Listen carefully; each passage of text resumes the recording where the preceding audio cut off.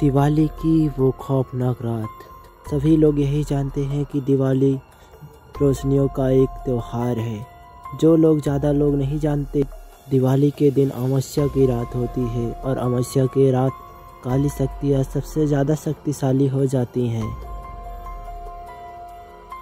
लेकिन 19 साल का सुमित अपने इस बात से अनजान था। वो अपने दोस्त विजय के साथ सड़क पर घूम रहा था। तभी विजय की नज़र मंदिर के पीछे पड़ी एक घर पर पड़ा। वहाँ एक बेहद सुंदर लड़की लाल साड़ी पहने एक दिया जला रही थी। विजय सुमित को लेकर उस घर के पास चला गया। जैसे ही वो दोनों वहाँ पर पहुँचे तो देखे कि पूरा घर दीपक से सजा हुआ था। इतने में ही उन दोनों को लड़की उस छत पर दिखाई देने लगी।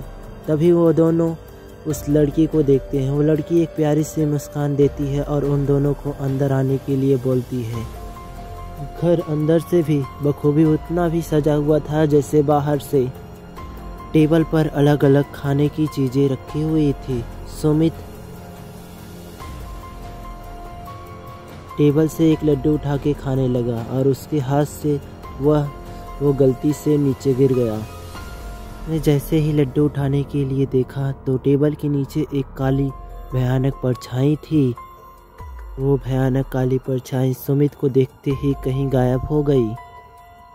ऊपर उठा तो उसने देखा विजय सीढ़ियों की ओर खींचा चला जा रहा था। सुमित बेहद घबरा चुका था। उसे तभी पायल की आवाज़ें आने लगती है, जैसे एक लड़की दूसरे कमरे में जा रही हो। सुमित उस आवाज़ के पीछे पीछे सीढ़ियों से ऊपर की ओर चढ़ा गया। लेकिन ऊपर जाते ही उसे कमरे में एक लाश दिखी। वो लाश का चेहरा देखते ही बहुत ज़्यादा डर गया। वो लाश क्योंकि विजय की थी। डरते डरते पीछे की तरफ मुड़ा तो देखा सामने वही सुंदर लड़की सुमित के सामने खड़ी थी। देखकर मुस्कुरा रही थी, लेकिन वो मुस्कान सुमित को मन लुभाने वाली नहीं बल्कि डरावनी लग रही थी। अचानक घर की सारी लाइट बंद हो गई। वो घर धीरे धीरे एक खंडर में बदल गया। अब भी वह लड़की सुमित को देखकर मुस्कुरा रही थी। लाल साड़ी पहने हुए इस लड़की के बाल सफ़ेद और लंबे होने लगे और आंखें एकदम लाल पड़ गई और चेहरा एकदम डरावना सा लगने लगा। सुमित उसे देखकर एकदम सुन्न सा पड़ गया था। वो लड़की हाथ में चाकू लिए एकदम सुमित की ओर तेजी के साथ बढ़ रही थी। सुमित अपना होश संभाला और बिना कुछ सोचे सीधा उस घर से भाग गया। वह लड़की सुमित के पीछे पीछे तेजी के साथ आ रही थी। लड़की ने जैसे ही सुमित को मारने के लिए आगे बढ़ाया हाथ, सुमित वैसे ही वो घर से बाहर निकल चुका था और उसने उस घर के दरवाजे को जल्दी से बाहर से बंद कर दिया और वह लड़की उस घर में से उस दरवाजे को बहुत तेजी के साथ पीट रही थी और बहुत ज़्यादा। और सुमित को ज़ोर ज़ोर से रोने की आवाज़ आने लगी,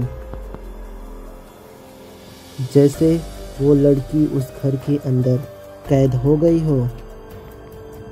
सुमित वहाँ से जल्दी निकला और अपने घर जाकर चुपचाप वहाँ पर जाकर सो गया।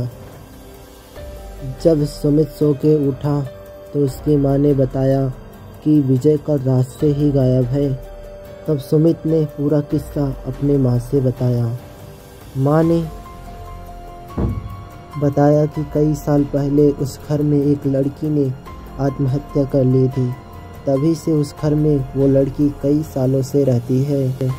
किसी को कभी भी यह नहीं पता चल सका कि वो लड़की क्यों सुसाइड की थी और उस घर में कोई भी कभी भी नहीं जाता। यह सुनकर सुमित एकदम हिलसा गया था। वह यकीन करना चाहता था कि जो भी कल रात मेरे साथ हुआ वह एक सिर्फ बुरा सपना था। लेकिन उस रात के बाद उसका दोस्त विजय कभी भी वापस नहीं आया। सुमित को आज भी उस रात दीपावली की भयानक चीखें, रो खौफनाक यादें सोने नहीं देती। इस मूवी का डी एंड यहीं पर होता है। हमारे चैनल को सब्सक्राइब जरूर कर लेना।